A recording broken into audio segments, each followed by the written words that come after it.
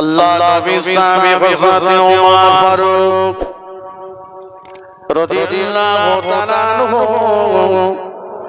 খেজুর বাগান থেকে বার হলেন, পাগলের মতো দৌড়ে লাগলেন, দৌড়ে দৌড়ে দৌড়ে দৌড়ে নবীর জামাতা হযরত আলী রাদিয়াল্লাহু তাআলা হুজুরের বাড়িতে চলে আসলেন।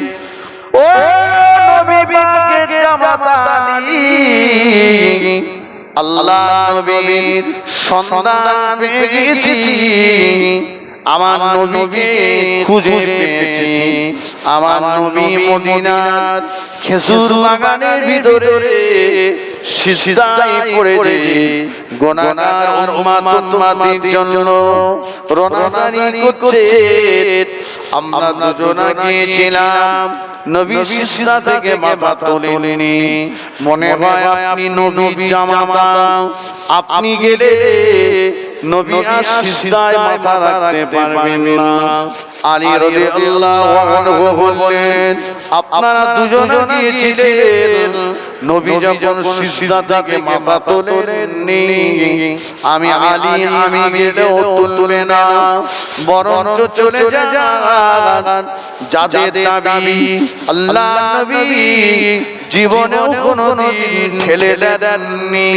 ওরা অন্য কেউ নয়, ওরা হলো আমার দুই আদরের বেটা ইমাম হাসান, ইমাম হুসাইন রাদিয়াল্লাহু তাআলা আনহুমা। ওদের দুজনকে নিয়ে চলে যান, ওদের দাবি আমার নবী জীবনেও কোনোদিন ঠেলে দেননি। হযরত ওমর রাদিয়াল্লাহু আনহু ইমাম হাসান হুসাইন হুজুরকে সঙ্গে নিয়ে পাগলের মতো দৌড়াতে লাগলেন, দৌড়ে মদিনার খেজুর বাগানের ভিতরে ঢুকে পড়লেন। খেজুর বাগানের ভিতরে ঢুকে হযরত ইমাম হাসান ইমাম হুসাইন রাদিয়াল্লাহু তাআলা আনহুমা দুই ভাই দুই পাশে দাঁড়িয়ে গেলেন। নানা ভাই, ও আমাদের নানা ভাই, আপনি তো আপনার নূরের জবানে বলেছেন ফাতিমা তু সাইয়্যিদাতুন নিসাই আহলিল জান্নাহ, আমার ফাতিমা হলো জান্নাতের নারীদের সরদারিনী। ও আমাদের নানা ভাই, জান্নাতের নারীদের সরদারিনী ফাতিমা দুই আদরের লাল আপনার দুই পাশে দাঁড়িয়ে গেছে, আর সিজদায় পড়ে থাকবেন না। নানা ভাই, গুনাহগার উম্মতের জন্য আর কাঁদবেন না।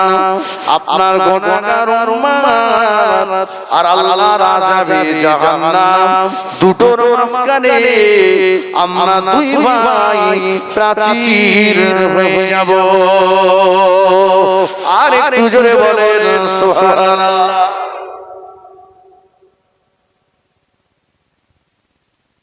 আল্লাহ রাসূল সিজদা থেকে মাথা তুললেন, ইমাম হাসান হুসাইনকে সঙ্গে নিয়ে নববীতে চলে আসলেন। ভাই, নবী আমাদের ভালোবাসেন না ভালোবাসেন না? একটু হ্যাঁ না বলেন। আমি ওই একটা কথাই প্রমাণ করাতে এত কথা বলছি। আজিজুন আলাইহি মা আনিতুম, নবী তোমাদেরকে দুঃখ দিতে হয়, তোমাদের কষ্টে কষ্ট পাই, তোমাদের সুখে সুখী হয়। আর তো প্রমাণ দেব। আসুন একটু মুহাব্বতের সঙ্গে উচ্চ আওয়াজে দরুদ শরীফ বলা।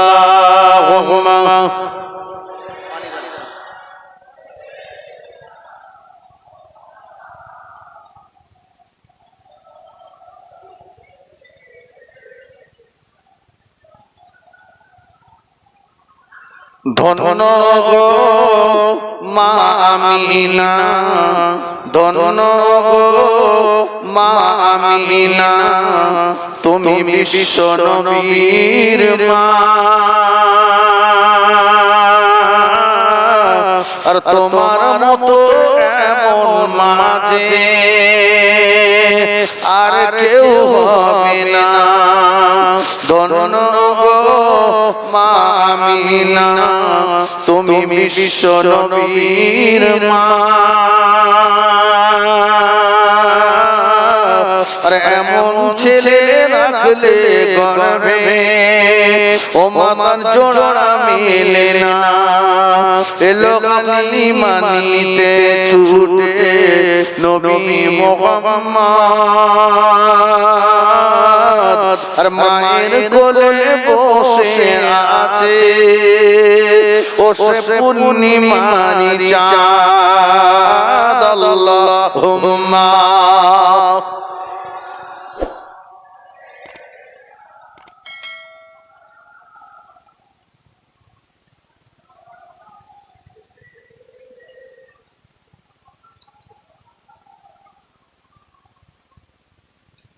আমার নবী পাক সাল্লাল্লাহু দ্বীনের দাওয়াত দিতে ঘর থেকে বেরিয়ে গেলেন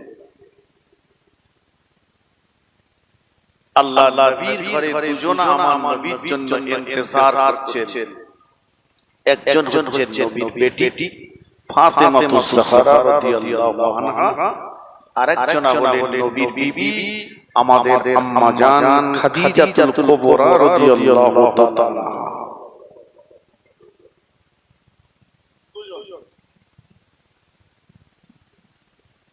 বেশ অনেকটা সময় পেরিয়ে গেল আমার নবী পাক সাল্লাল্লাহু এখনো বাড়ি আসছেন না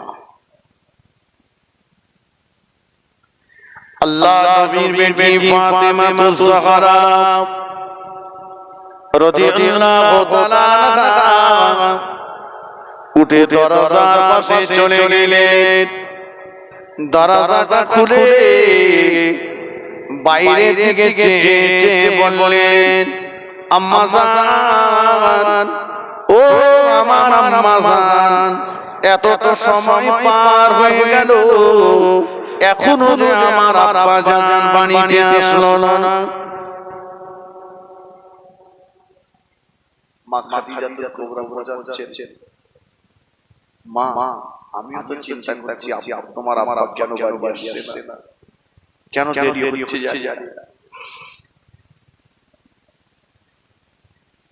আবার কিছুটা সময় পেরিয়ে গেল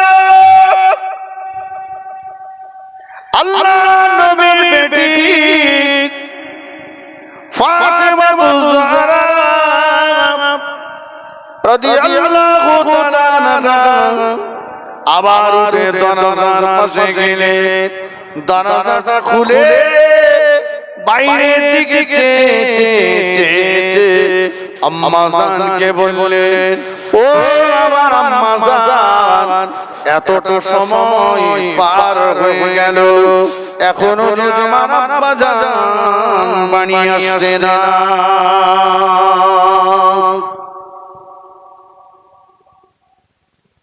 মেয়ে একটু বাপকে বেশি ভালোবাসে আপনারা কি বলেন সবার মাথা নড়েনি কেন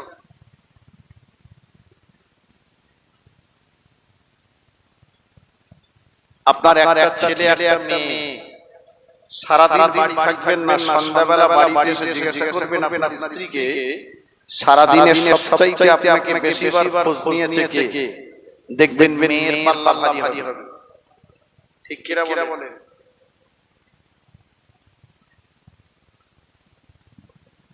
কিন্তু যে মেয়ে বাবাকে এত বেশি ভালোবাসে সমাজে কিছু গাদ্দার রয়েছে আপনাদের গ্রামে আছে কিনা জানি না যারা সম্পত্তি সব ছেলের নামে লিখে দিয়ে মেয়েগুলোকে ফাঁকি দিয়েছে আমার কথা বুঝতে পারছেন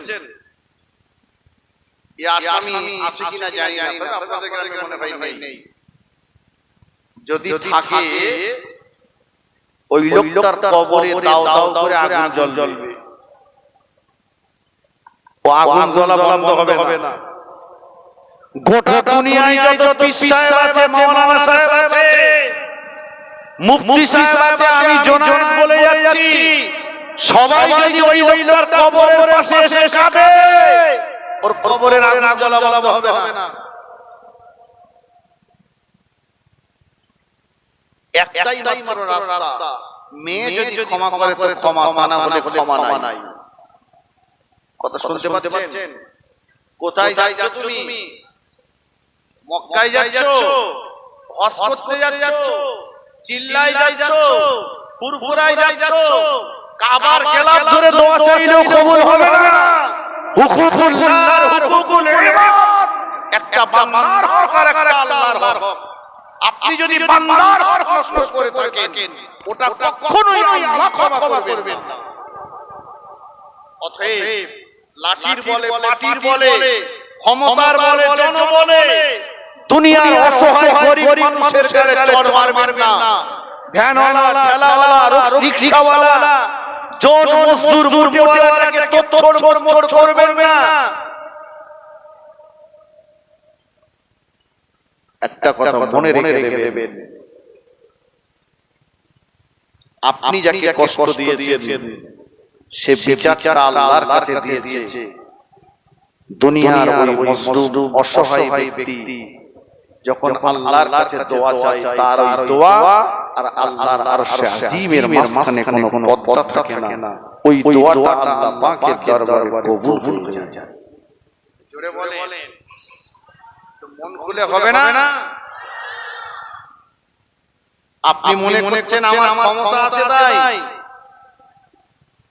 দুনিয়ার চ্যানেল, দুনিয়ার মস্তানি যতক্ষণ মাটির উপরে আছেন চলতে পারে। যেদিন মাটির নিচেই যাবেন, কোন মাটির চ্যানেল কাজ করবে না, কোন মস্তানের মস্তানি আর কাজ হবে না। হবে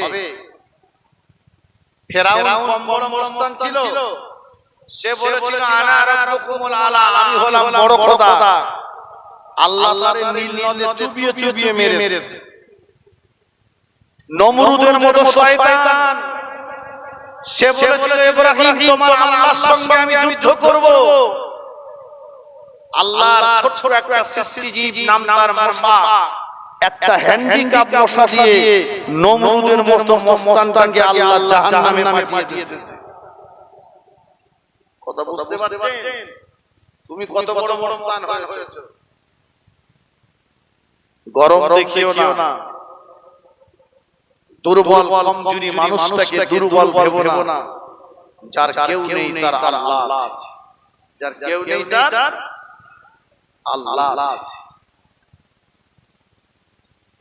বলে যেও না যে সারা জীবন ওয়াজ শুনলাম, আল্লাহ নবী মা হালিমা সাদিয়ার একটা স্তন পান করেছেন আর একটা করেননি। দুধ ভাইয়ের খাওয়া কষ্ট হবে তাই। অথচ এ সমাজে লক্ষ্য করলে দেখি মসজিদে যারা আগে কাতারে যায়, যাদের বেলায় মসজিদের আগে কাতারে যাওয়া যায় না, কেউ ভাইয়ের ভাড়া নষ্ট করেছে, কেউ ভাইপোর ভাড়া নষ্ট করেছে, কেউ গরিবের মাল আত্মসাৎ করেছে, কেউ শ্বশুর বাড়ির সম্পত্তি তছরূপ করেছে, কেউ বড় ছেলেকে দিয়েছে ছোটকে দেয়নি, ছোটকে দিয়েছে বড়কে দেয়নি, কেউ ছেলেকে দিয়েছে মেয়েকে ফাঁকি দিয়েছে। এই আসামি সমাজে গিজগিজ করছে।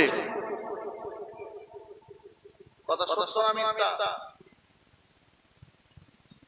রাগ করছেন? রাগ করলেও আমার কিছু এসে যায় না। আমি বাস্তবটাই বলছি। কথা বোঝেননি? রাসূলুল্লাহ জামানার মসজিদগুলো পাকা ছিল না, এসি লাগানো ছিল না, পাথর বসানো ছিল না, খেজুর গাছের খুঁটি আর খেজুরের পাতা ছাউনি, খেজুরের পাতার নিচের মুক্তাদিগুলো ছিল আল্লাহ পাকের দয়ার জান্নাতের মেহমান। একটু জোরে বলুন সুবহানাল্লাহ। আমাদের সমাজে মসজিদ পাকা, মসজিদ মুজাহিদ করা, মসজিদ এসি লাগানো, সামনের কাতারে যদি 10টা মুসল্লি থাকে তো 8টা হাইব্রিড হারামখোর। কথা সত্য না মিথ্যা? আরে ইমাম সাহেব বলে না ও চাকরি থাকবে না তাই। আমি বলতেছি আমার দাওয়াত করতে হবে না তাই। তবে শুনে রাখে, আর বেশিরভাগ মসজিদগুলো দায়িত্ব চলে গেছে হারামখোরদের দখলে। মসজিদ কমিটির 10টা কমিটি মেম্বার যদি থাকে তো 8টা কমিটি মেম্বার হারাম খোর। ওর টাকা রয়েছে তাই সেক্রেটারি করেছে, নামাজ পড়ে না, রোজা করে না, শরিয়াত মানে না, দাঁড়িয়ে পেশাব করে, কখনো বারে যায়, মাতাল মদ খায়, তারে করেছে মসজিদের সেক্রেটারি। সে ইমাম সাহেবের হুঁশ ফিরচ্ছে, ও নিজের ইমামের হুঁশ ফিরচ্ছে, ও মনে করছে মসজিদ কমিটির মেম্বার হয়েছে বলে আমি জমিদার হয়ে গেছি। বিয়াদব! মসজিদের ইমাম সাহেব তোমার বাবার চাকর নয়, সে আল্লাহর ঘরের খাদেম। তার সঙ্গে আদবের সঙ্গে কথা বলো।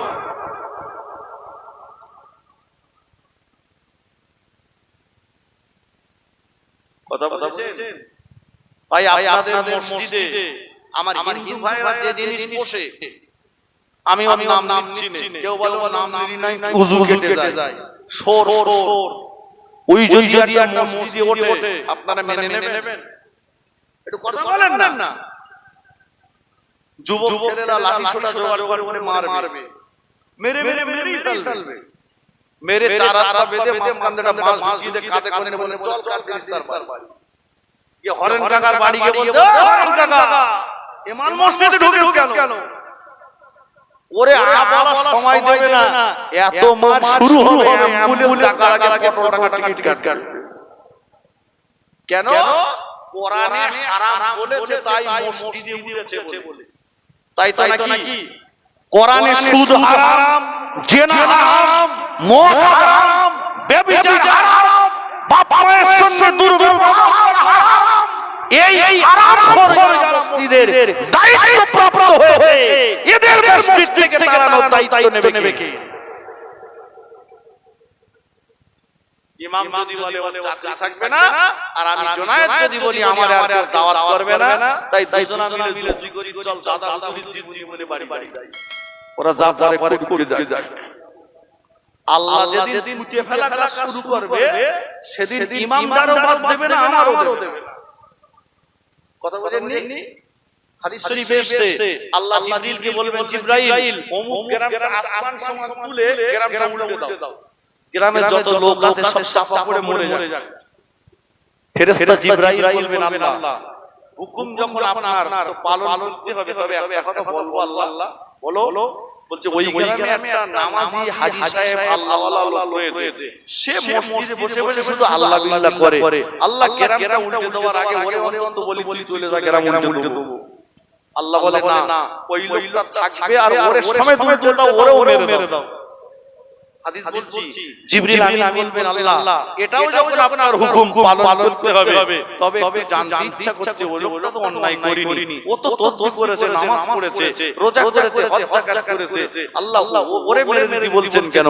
আল্লাহ বলে, জিবরাইল গ্রামের লোকেরা সীমা লঙ্ঘন অন্যায় করেছে আর ও শুধু মসজিদে বসে বসে জিকির করেছে, একবারও ওর প্রতিবাদ করিনি। অন্যায় যে করে আর অন্যায় যে সহ্য করে, এরা দুজনেই সমান দোষী, ওকেও চাপা দিয়ে মেরে দাও। কথা বলেছেন বাপ? আপনাদের সঙ্গে আমার রাগারাগি নেই, কোনোদিন দেখাও নেই। দুটো কথা বলছি, আমাকে আপনারা টাকা খরচ করে নিয়ে এসেছেন, আমি বসিরহাট থেকে এসেছি। যদি আপনার অন্তরে দুটো ভয় তৈরি হয়, একটু ভয় শুধরে যান, আপনিও লাভবান হবেন, আমিও লাভবান হব। ভাই অস্ত্র এসেছি, এসে যে আসার আগে যে ভাইয়ের বাড়িতে বসতে দিয়েছিল, ওখানে ওদের সামসেটে একটা চিরুনি ছিল। এখন আমি চিরুনিটা নিয়ে একটু মাথাটা আসলাম, মাথায় খুব ভালো চুল নেই, তাও একবার আসতেছি, আসতে দাঁড়িয়ে আসতে একটু মুখে হপড়ে দিয়ে এসেছি। সামসেটে কালি ছিল, আমি দেখিনি। এখন এখানে বলিয়েছি, এখানে যখন এসেছি আপনারা বলেন হুজুর অস্ত্র মানে হাড়ি মারতে গেছিলেন নাকি? আপনার মুখে সব কালি কেন? আমি খুব লজ্জায় পড়ে গেলাম যে আয়নার সামনে যে সত্যি আমার মুখে কালি। পাশে একটা ইট ছিল, ইটে তুলে আছাড় মেরে আয়নাটারে ভেঙে দিলাম। আমি কি বুদ্ধিমানের কাজ করলাম?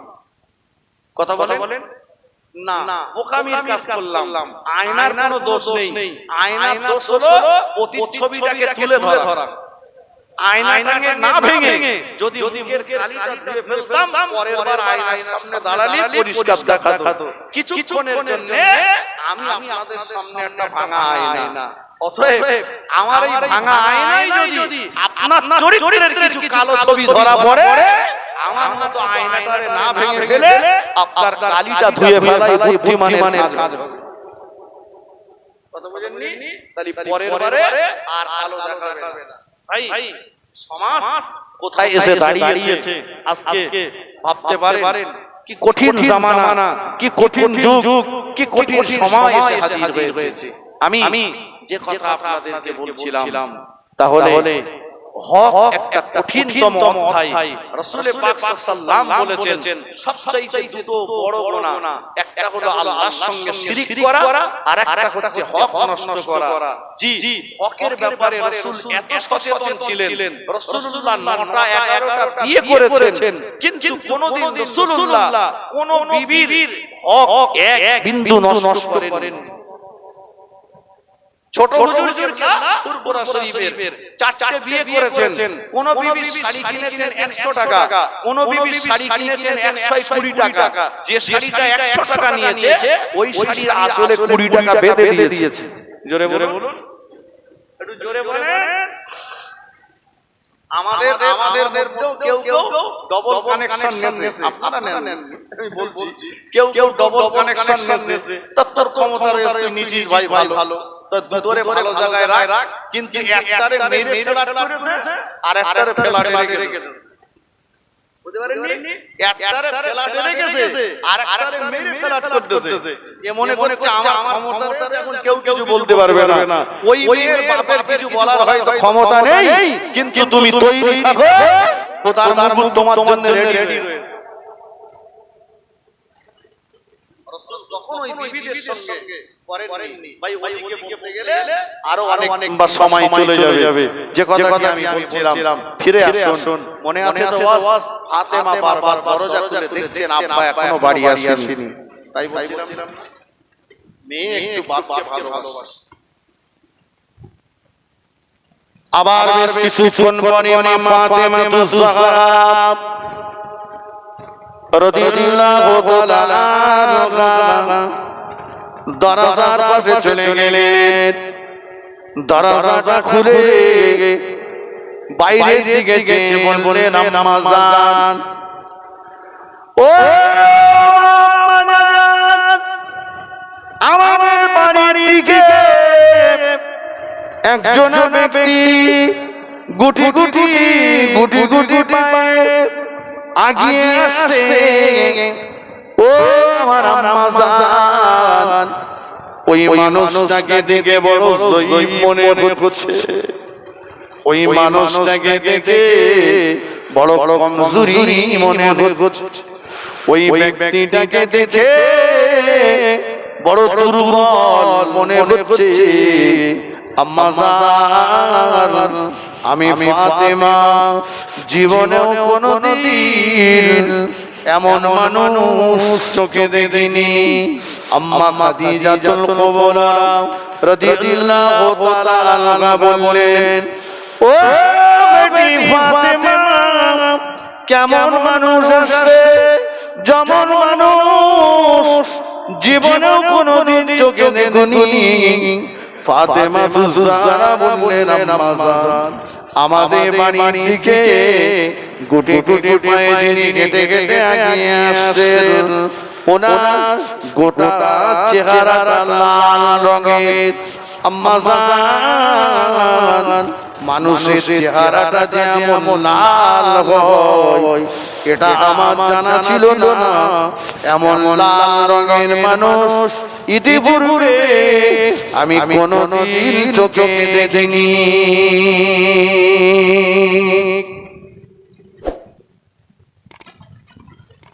আল্লাহ নবীর বিবি আমাদের আম্মা জান খাদিজাতুল কুবরা রাদিয়াল্লাহু তাআলা তড়িঘড়ি উঠে বললেন, দরজার কাছে চলে এলেন। দরজার কাছে যে বাইরে থেকে উঁকি মারলেন, ওকে মেরে মেরে বললেন, ও বেটি ফাতেমা, চিনতে পারলে না মা, চিনতে পারলে না মা। আম্মা জান ডুগরে ডুগরে কেঁদে ফেললেন, ফাতেমা ওই ব্যক্তিটাকে দেখে চিনতে পারলে না মা?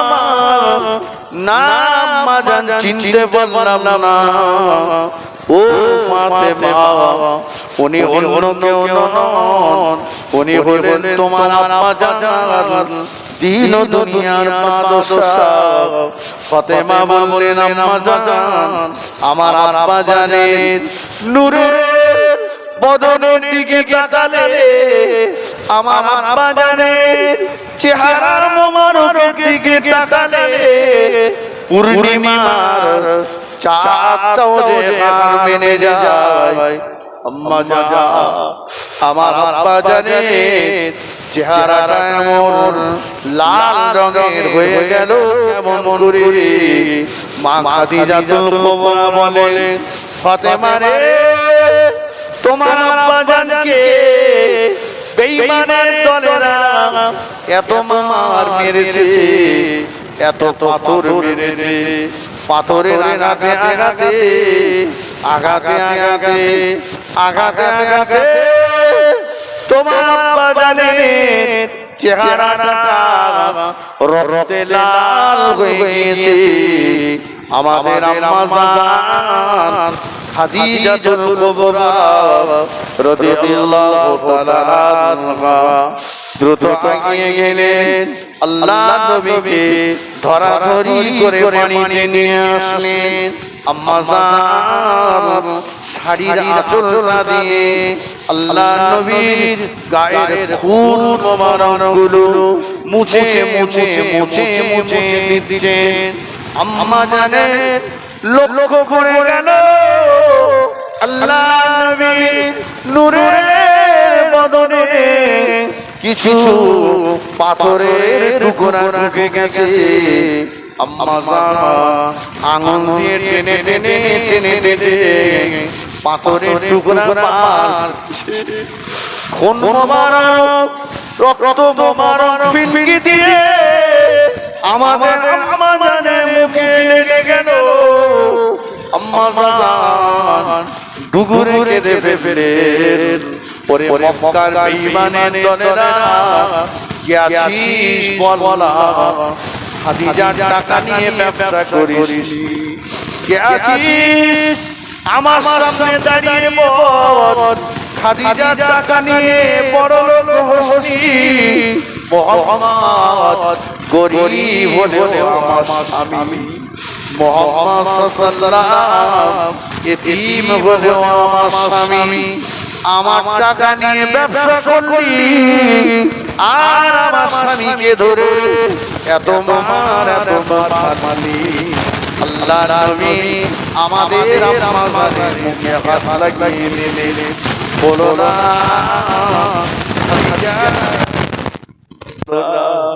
ওদিকে নবীর বেটি ফাতেমা দুটো হাত তুলে আল্লাহ পাকের দরবারে কাঁদতেছেন, আল্লাহ পাক আমার আব্বা জান কোনদিন কারো গালে চড় মারিনি। আমার আব্বা কখনো এতিমের মাল আত্মসাৎ করিনি, কখনো গরিবের সঙ্গে দুর্ব্যবহার করিনি। আমার আব্বা কারো জমি জবরদখল করিনি। অথচ আজকে দিনে ওরা আমার আব্বা জানকে এত মান মানলো। আমার আব্বা জানের দূরে বদনটা দেখে আমার আব্বাকে চিনতে পারি না। দয়ার নবী আমাদের বুবুজান ফাতেমা তুজার হাতটাকে নামিয়ে দিলেন। ফাতেমা বদদোয়া করো না মা, বদদোয়া করো না মা। ও ফাতেমা, কিয়ামতের ময়দানে যদি বাপ বেটার হবে না, বেটা বাপের বাপের হবে না, মা মেয়ের হবে না, মেয়ে মায়ের হবে না।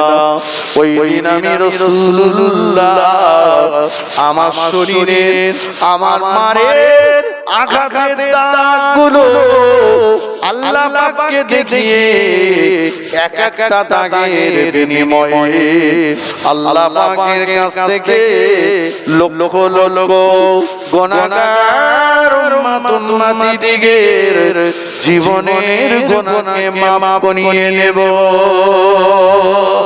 আর একটু জোরে বলেন সুবহানাল্লাহ, নারে তাকবীর, নারে তাকবীর, দরুদ শরীফ আল্লাহুম্মা।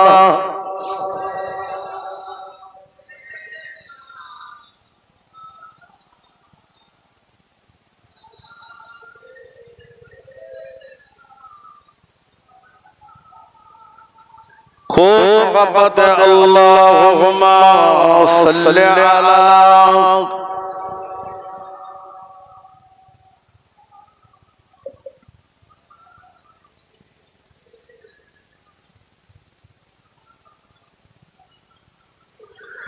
ओ आमीना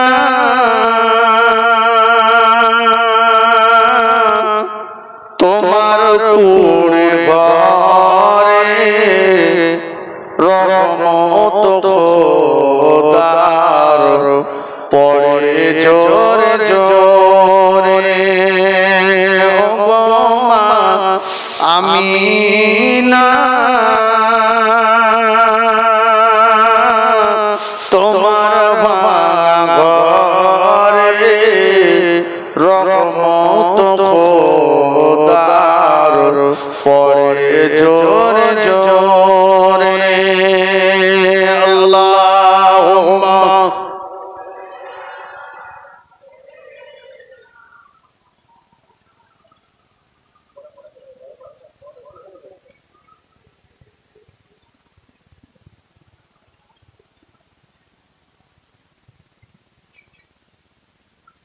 দোলে শিশু নবীজি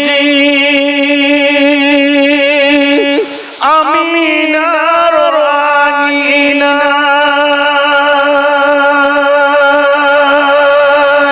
কি ফুল ফোটালেন খোদা আব্দুল্লাহর বাগিচা, সেই ফুলের খুশবুতে আজ জগৎ গেল ভরে।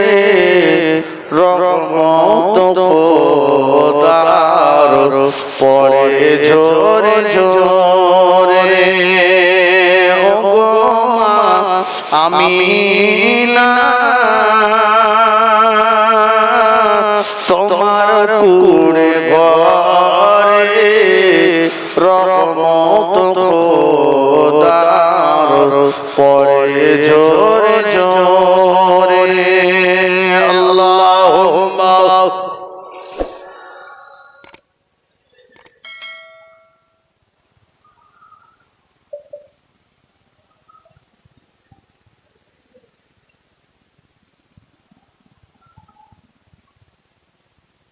আমার ভাইয়েরা, বাবা জিরাম মুড়িরা নওজোয়ানেরা, দেখতে দেখতে রাত অনেক হয়ে গেছে।